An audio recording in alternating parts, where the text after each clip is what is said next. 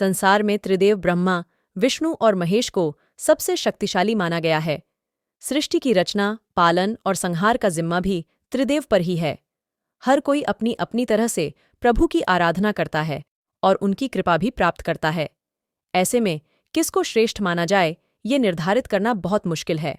कहा जाता है कि एक बार सरस्वती नदी के तट पर ये बहस ऋषि और मुनियों के बीच भी हो गई।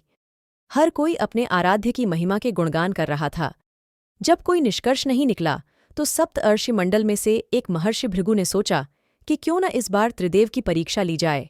महर्षि भृगु को ब्रह्मा जी का मानसपुत्र माना जाता है। भृगु का ये विचार ऋषि और मुनियों को भी पसंद आया और वे सभी इसके लिए तैयार हो गए। भृगु सर्वप्रथम अपने पिता ब्रह्मा जी के पास गए और उनको न तो प्रणाम किया और न ही उनकी स्तुति की। ये देखकर ब्रह्मा जी को बहुत क्रोध आया। उनके चेहरे के भाव बदल गए, लेकिन जब उन्हें याद आया कि महर्षि भृगु उन्हीं के पुत्र हैं, तो उन्होंने किसी तरह अपने क्रोध को शांत कर लिया। ब्रह्मा जी का क्रोध देखने के बाद महर्षि कैलाश पर महादेव से मिलने के लिए गए। महादेव ने देखा कि भृगु आ रहे हैं। यह देख वे प्रसन्न हो गए और अपने आसन से उठे और उन्हें अपने गले लगाने के लिए हाथ फैला दिए।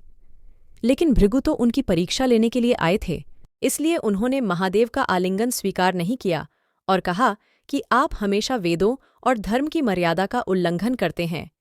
आप ही से वरदान पाकर दुष्ट और पापी सृष्टि पर संकट लेकर आते हैं। ऐसे में मैं आपका आलिंगन भला क्यों स्वीकार करूं? इस पर शिवजी क्रोध से आग बबूला हो उठे और उन्होंने अपना त्रिशूल उठा लिया। तब माता पार्वती ने किसी तरह उनके क्रोध को शांत कराया। अब बारी थी जगत के पालनहार भगवान विष्णु की परीक्षा की, इसलिए मुनि वैकुंठ लोक पहुंच गए। उस समय भगवान श्रीहरिदेवी लक्ष्मी के साथ क्षीरसागर में विश्राम कर रहे थे। महर्षि भृगु ने जाते ही उनके वक्ष पर तेजी से लात मार दी। भक्तवत्सल भगवान विष्णु तुरंत ही अपने स्थान से उठे और हाथ जोड़कर बोले, महर्षि, कहीं पैर में चोट तो नहीं आई? मुझे आपके आगमन का भान नहीं था। क्षमा कीजिए, आपका स्वागत न कर सका। आइए और आसन ग्रहण कीजिए। आपके चरणों का स्पर्श तो तीर्थों को पवित्र करने वाला है। ये सुनते ही महर्षि भृगु की आंखों से अश्रु बहने लगे।